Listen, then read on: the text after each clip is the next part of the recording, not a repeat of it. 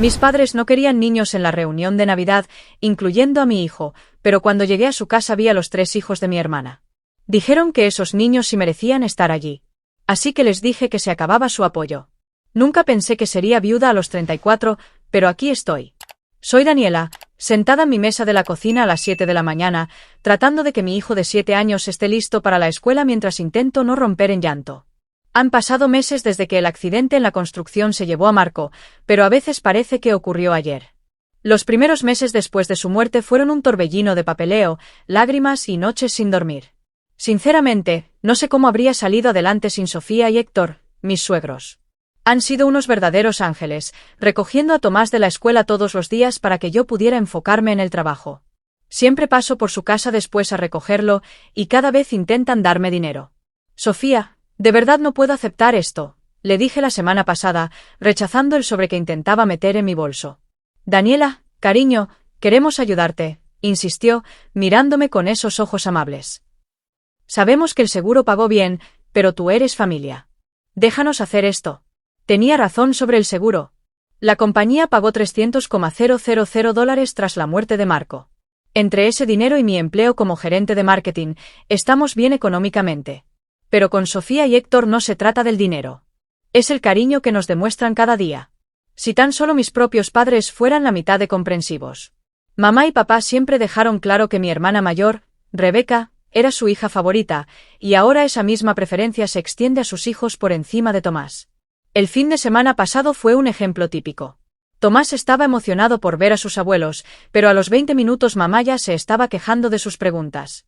¿Por qué ese reloj hace ese sonido?, preguntó Tomás, señalando su viejo reloj de péndulo. ¿Cómo funciona por dentro? Daniela, ¿no puedes controlarlo?, suspiró mi mamá, rodando los ojos. Siempre está preguntando por todo. Los hijos de Rebeca no nos causan estos problemas. Papá asintió mientras tomaba su laptop. Ven, Tomás, ¿por qué no juegas un rato? Mira, te descargué unos juegos nuevos. Pero Tomás no quería juegos. Quería hablar, aprender, conectar. Mientras tanto, los 3 hijos de Rebeca estaban en un rincón pegados a sus teléfonos, sin saludar a nadie, y mis padres los ponían como ejemplo de buen comportamiento. He aprendido a morderme la lengua. Crecí siendo la hija menos querida y me acostumbré a estas comparaciones. Ahora solo bajo la cabeza y guardo silencio mientras alaban la forma de criar de Rebeca y critican la mía.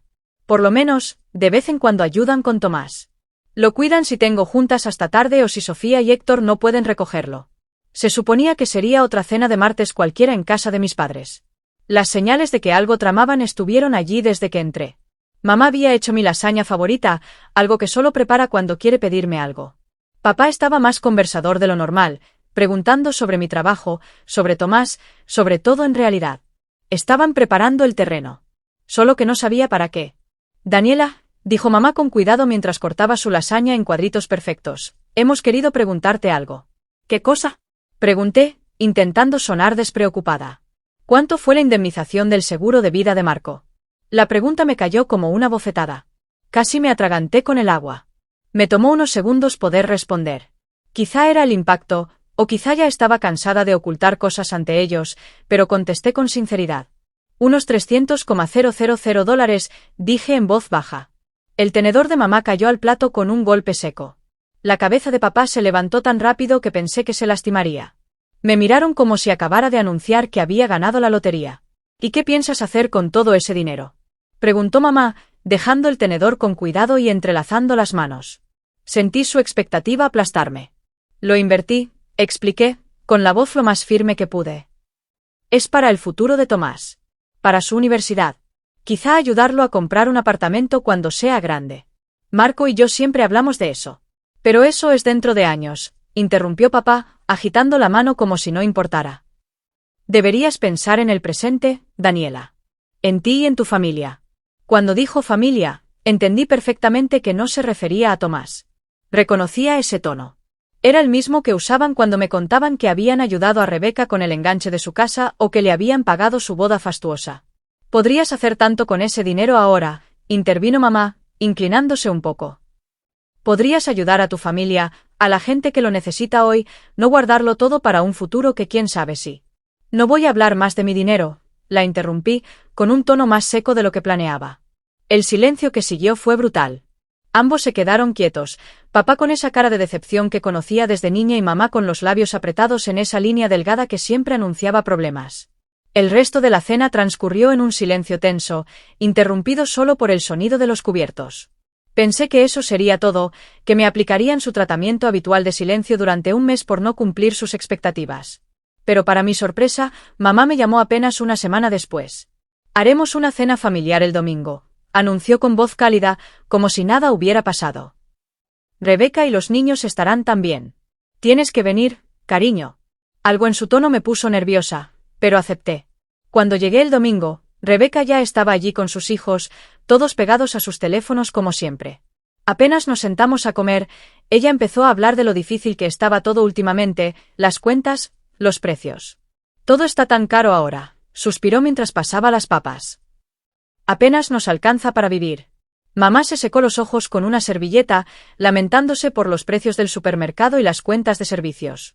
Entonces Rebeca carraspeó y se enderezó en su silla. «He estado pensando», dijo, mirando a todos con esa cara de superioridad que siempre tuvo. «Daniela y yo deberíamos ayudar a mamá y papá con dinero. Yo les mandaré $500 cada mes.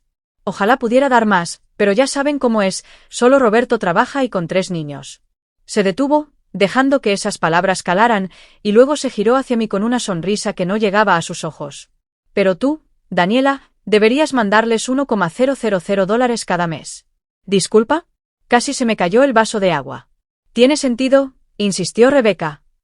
«Ganas muy bien en tu trabajo y solo tienes un hijo que mantener. Además, con tu situación, tienes otros ingresos ahora». Mi sangre hervía. Ni siquiera se atrevió a mencionar directamente la muerte de Marco. Quise gritar que era viuda, que no tenía un segundo ingreso, que ese dinero era para el futuro de Tomás. Pero mamá ya estaba aplaudiendo de felicidad y papá sonreía como si fuera Navidad. «¡Ay, hijas!», exclamó mamá. «No saben lo que esto significa para nosotros». Me quedé sentada, entre la incredulidad y la rabia, viendo sus caras llenas de expectativa. Todas las palabras de rechazo se me atoraron en la garganta. Había pasado toda mi vida intentando ganarme su aprobación. Y ahí estaba, con precio y todo. «Está bien», me escuché decir. «Lo haré». La primera transferencia fue la más difícil. $1000 que desaparecieron de mi cuenta con unos pocos clics. Intenté convencerme de que valía la pena si eso significaba que mi familia me apoyaría más con Tomás. Pero esa fantasía se desmoronó muy rápido. «Mamá, ¿puedes recoger a Tomás de la escuela hoy?», pregunté una tarde. Sofía tenía una cita médica y yo tenía una reunión de última hora. «Ay, cariño, lo siento tanto», dijo mamá por teléfono con ese tono lastimoso. «Me duele la cabeza. Ya sabes cómo me dan las migrañas». Esa se convirtió en la constante. Cada vez que necesitaba ayuda con Tomás, había una excusa nueva.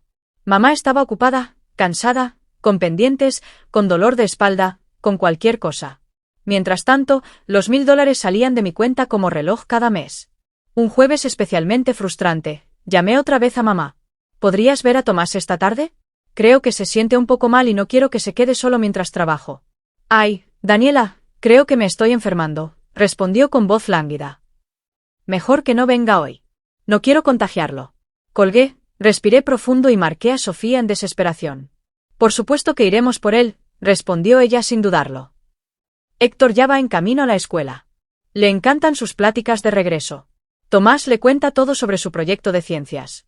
Colgué el teléfono y me quedé mirando la pantalla, con lágrimas formándose en mis ojos. $1000 al mes no me habían comprado nada más que excusas, mientras mis suegros seguían ayudando sin pedir un solo centavo. Diciembre llegó casi sin darme cuenta. Siempre pasábamos Navidad en casa de mis padres. Era tradición, toda la familia reunida, intercambio de regalos, la gran cena. La llamada llegó exactamente una semana antes de Navidad. Yo estaba ayudando a Tomás con su tarea cuando vi el nombre de mamá en el identificador. «Daniela, cariño», empezó con esa voz dulzona que siempre usaba antes de decir algo desagradable, «sobre la Nochebuena, hemos decidido hacer algo diferente este año». «¿Qué cosa?», pregunté, con una inquietud que crecía en mi pecho. «Será una fiesta solo para adultos. No se permiten niños». El lápiz que sostenía se partió entre mis manos. «¿Qué?». «Queremos algo más sofisticado», continuó mamá, como si hablara de cambiar el mantel. «Vino, conversaciones de adultos, ya sabes». «Pero es Navidad», protesté, alejándome un poco para que Tomás no escuchara. «¿Qué se supone que haga con Tomás? Ay, eso es fácil, dijo con un tono ligero. Déjalo con Sofía y Héctor. Seguro estarán felices de tenerlo. Tú puedes venir como a las 7. Colgué y me quedé mirando a Tomás, que seguía concentrado en sus problemas de matemáticas, sin saber que su abuela acababa de excluirlo de la Navidad. Me dolía el corazón verlo tan tranquilo, con la lengua asomando un poco por la concentración, igual que Marco cuando estaba concentrado en algo. Pasé la semana siguiente debatiendo qué hacer. La idea de celebrar sin él me parecía horrible, pero también sentía que no ir sería demasiado dramático. Finalmente, decidí un punto medio. Dejaría a Tomás con Sofía y Héctor por unas horas, pasaría por casa de mis padres a entregar regalos y saludar, y luego volvería con mi hijo para celebrar como correspondía. El 24 por la tarde llegué sola a casa de mis padres, cargando una bolsa de regalos cuidadosamente envueltos. El camino de entrada estaba lleno de autos, más de los que solían estar en nuestras reuniones. Al acercarme a la puerta, escuché risas y música navideña. Cuando entré, fue como si todo se desacomodara. La casa estaba llena de familiares, tíos, primos, sobrinos. Pero eso no fue lo que me paralizó. Allí, corriendo por la sala con coronas de papel en la cabeza, estaban los 3 hijos de Rebeca. Cerca del árbol, los hijos de mi prima Linda se servían galletas. Miré alrededor y conté más niños, los hijos adolescentes de mi primo Roberto, los pequeños de mi prima Susana. Me quedé en la entrada, con la bolsa colgando de mi mano, tratando de procesar lo que veía. Esta no era una fiesta solo para adultos. Era una fiesta donde solo mi hijo no era bienvenido. Me quedé congelada en la puerta mientras mi mente intentaba asimilarlo. Mi tía María fue la primera en verme. Daniela, querida, se acercó a abrazarme. ¿Dónde está Tomás? No me digas que está enfermo en Nochebuena. Antes de que pudiera contestar, mi primo Pedro preguntó. ¿Y Tomás? Mi hijo quería enseñarle su nuevo juego de química. Cada pregunta era como un puñal. No podía explicar lo que ni yo misma entendía. A través del bullicio, vi a mamá en la cocina, arreglando galletas en una bandeja navideña, actuando como si nada pasara. Disculpen, logré decir, apartándome de mis familiares preocupados. Caminé hacia ella con pasos mecánicos, la rabia creciendo con cada paso. Mamá, dije en voz baja. ¿Podemos hablar en privado? Algo en mi tono la hizo dejar la bandeja. La llevé al pasillo, lejos de las miradas. Tú me dijiste que era una fiesta solo para adultos, le solté, haciendo un esfuerzo por no gritar. Me pediste que no trajera a Tomás. Entonces, ¿por qué están aquí todos los hijos de Rebeca y los demás primos? Mamá se arregló el suéter navideño sin mirarme a los ojos. Es diferente. ¿Diferente cómo? Pregunté, con incredulidad. Esos niños, dijo, haciendo un gesto vago hacia la sala. Saben comportarse en reuniones formales. Son educados. La miré con los ojos abiertos de asombro. ¿Educados? Tomás es uno de los niños más respetuosos que conozco. Sus maestros siempre me lo dicen. Sofía y Héctor también. Ay, Sofía y Héctor, interrumpió, rodando los ojos. Lo consienten demasiado. Le permiten hacer tantas preguntas. Los otros niños merecen estar aquí más. Ellos saben cuál es su lugar. Como si fuera una señal del destino, en ese momento empezó un alboroto en el comedor. El hijo menor de Rebeca, Kevin, había agarrado un plato de huevos rellenos y se los estaba lanzando a su hermana. Los huevos volaron por la sala, salpicando el vestido nuevo de Emilia, que chilló de susto. Volví a mirar a mamá con una ceja levantada. Sí, veo claramente su comportamiento ejemplar. Mamá endureció la expresión. Son niños. Eso pasa. Pero cuando Tomás hace preguntas de cómo funcionan las cosas, es un fastidio. No seas dramática, Daniela. Está bien con Sofía y Héctor. Me voy, anuncié, dándome la vuelta. Voy con mi hijo. Haz lo que quieras, respondió ella, mirando sus uñas. Pero deja los regalos bajo el árbol. Los abriremos después de cenar. Algo dentro de mí se rompió. Algo dentro de mí se rompió mientras la veía encogerse de hombros, tan despreocupada. Antes de poder pensarlo demasiado, regresé a la sala llena de familiares. Me aclaré la garganta con fuerza. El sonido cortó la música navideña y el murmullo de conversaciones. De pronto, todas las miradas se clavaron en mí. Muchos me han preguntado por qué vine sola esta noche. Empecé, mi voz más firme de lo que esperaba. ¿Por qué Tomás no está aquí celebrando la Navidad con su familia? Vi que Rebeca empezó a levantarse, pero levanté una mano. Déjenme terminar. Respiré profundo. Estoy aquí sola porque hace una semana mi mamá me llamó para decirme que esta sería una fiesta solo para adultos. Que no debía traer a Tomás. Se hizo un silencio absoluto. Mi tía María frunció el ceño. ¿Qué? Pero todos trajimos a los niños. Nosotros no sabíamos nada de que no podían venir niños, agregó mi tío Esteban, mirando confundido a mamá. Mamá dio un paso al frente, con el rostro encendido. Daniela, este no es el momento. No, la interrumpí, mi voz subiendo un poco. Creo que es exactamente el momento. ¿Por qué? ¿Saben qué? No era que no quisieran niños en la fiesta. Solo querían que no viniera mi hijo. Mi hijo, que según mi madre no sabe comportarse porque hace preguntas y quiere aprender. Un murmullo recorrió la sala. Vi miradas de incredulidad, de desaprobación. Los niños dejaron de corretear para mirar en silencio. Pero eso no es lo mejor, continué, con una risa amarga. Mientras mi hijo no es suficientemente bueno para pasar la Navidad con su familia, yo sí soy lo bastante buena para enviar $1000 cada mes a mis padres. Y Rebeca aquí presente, la miré, ella manda 500. El esposo de Rebeca, Roberto, levantó la cabeza de golpe. ¿Qué? ¿$500? Preguntó, pálido. El color desapareció del rostro de Rebeca. Es que, balbuceó. Yo nunca mandé nada, papá y mamá me pidieron que dijera que lo hacía para que Daniela aceptara ayudar. El silencio que siguió fue tan pesado que casi dolía. Vi cómo mis familiares empezaban a unir todo en su cabeza, la manipulación, las mentiras, el dinero.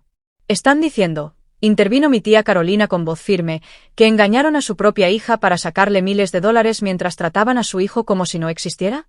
Ustedes son unos estafadores. Esto es bajo, incluso para ustedes. La sala estalló en voces superpuestas.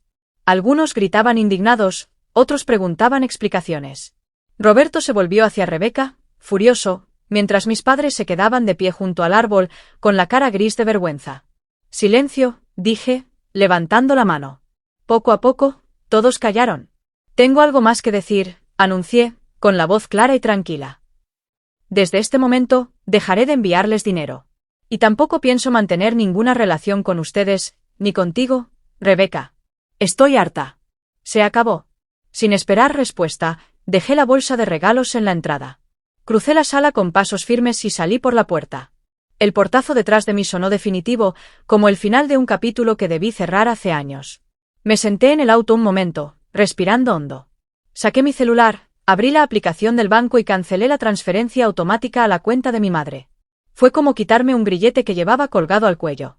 El camino a casa de Sofía y Héctor se sintió eterno y, a la vez, breve. Cuando llegué, vi por la ventana a Tomás, ayudando a Sofía a decorar galletas. Solo de verlo feliz y querido, se me llenaron los ojos de lágrimas. Pasamos el resto de la Nochebuena allí, cantando villancicos, riendo y viendo a Tomás acomodar el pesebre con Héctor. Y me di cuenta, esto era lo que debía ser la familia. A la mañana siguiente, mientras Tomás dormía rodeado de regalos de Santa, sonó mi teléfono. Era mi tía Carolina. ¿Quieres saber cómo terminó todo anoche? Preguntó sin rodeos cuando contesté. ¿Qué pasó? Susurré, con el corazón acelerado. Después de que te fuiste, fue como si se rompiera una presa, contó. Tu tío Esteban se levantó y dijo que no pensaba quedarse un minuto más. Luego tu tía María y yo también recogimos nuestras cosas. Al final todos fueron saliendo, uno tras otro, sin despedirse de tus padres. Algunos hicieron comentarios bien claritos sobre la vergüenza y la manipulación. Tragué saliva, en shock. ¿Y Roberto? Pregunté con voz baja. Estaba furioso. Empacó a los niños, le dijo a Rebeca que necesitaba pensar sobre su matrimonio y se fue a casa de sus padres. Rebeca lloraba. Tus papás intentaban explicarse, pero ya nadie quería escucharlos. Se hizo un silencio en la línea. Quiero que sepas que estamos contigo, dijo tía Carolina con voz firme. Lo que te hicieron a ti y a Tomás no tiene perdón. Gracias, tía, respondí, sintiendo un nudo en la garganta. Después de colgar, me quedé mirando a Tomás dormir. Mi celular vibró con notificaciones, mensajes de mamá, papá y Rebeca. Todos decían lo mismo, lo sentimos. Estábamos equivocados. Por favor, háblanos. Podemos explicarlo. Leí cada uno una sola vez y los archivé sin contestar. Pasaron semanas antes de que pudiera procesar todo. A veces me despertaba pensando si había hecho lo correcto, si era demasiado severo cortar la relación así. Pero cada vez que veía la cara de Tomás, recordaba que no solo me traicionaron a mí. Le fallaron a él. No respondí los mensajes ni las llamadas de mis padres. Tampoco contesté cuando Rebeca vino a mi casa a aclarar lo que había pasado. La vi por la mirilla, parada en el porche con cara de arrepentimiento, pero no abrí la puerta. Me tomó tiempo aceptarlo, pero entendí que no tenía obligación de mantener relaciones con gente que me hacía daño, aunque fueran mi familia. Durante toda mi vida creí que si hacía lo correcto, si me esforzaba lo suficiente, algún día me querrían de verdad, sin condiciones. Pero ya no estaba dispuesta a sacrificarme por un cariño que nunca llegaba. Un sábado por la mañana, mientras Tomás jugaba en la sala con Héctor, me senté con Sofía en la cocina a tomar café. ¿Sabes?, le dije, mirando por la ventana. Nunca pensé que terminaría así. Sofía tomó mi mano con suavidad. Mi hijo te eligió a ti. Marco te amó más de lo que amó a nadie en este mundo. Y nosotros también. No tienes que demostrarle nada a nadie, Daniela. Eres suficiente. Me quedé en silencio, dejando que esas palabras me llenaran de un calor que no sentía hace mucho. Pasaron los meses, y poco a poco la vida encontró su nuevo equilibrio. Sin mis padres y Rebeca, los días fueron más tranquilos. No hubo más llamadas pidiendo dinero, ni críticas, ni comparaciones. Para el cumpleaños de Tomás, hicimos una fiesta sencilla en casa de Sofía y Héctor. Vinieron algunos compañeros de la escuela, mis amigos más cercanos y toda la familia de Marco. Vi a Tomás correr con sus primos, reír sin preocuparse, y supe que todo el esfuerzo valió la pena. Ese día, cuando apagó las velas, me miró con su sonrisa más grande y dijo: «Mami, este fue el mejor cumpleaños de mi vida». Se me llenaron los ojos de lágrimas, pero esta vez no eran de tristeza. Eran de alivio. De alegría. Por la noche, cuando recogía los platos de pastel, mi teléfono vibró con un nuevo mensaje de mamá. «Por favor, Daniela, danos otra oportunidad. La familia no debería separarse por malentendidos. Te queremos». Lo leí una vez y lo borré sin contestar. No sentí culpa. No sentí duda. Sentí paz. Porque por primera vez en mi vida entendí que no necesito su aprobación para ser feliz. Y mientras cerraba la puerta y veía a Tomás dormido abrazando su nuevo peluche, supe que tomé la decisión correcta. Se acabó. Y estoy bien con eso.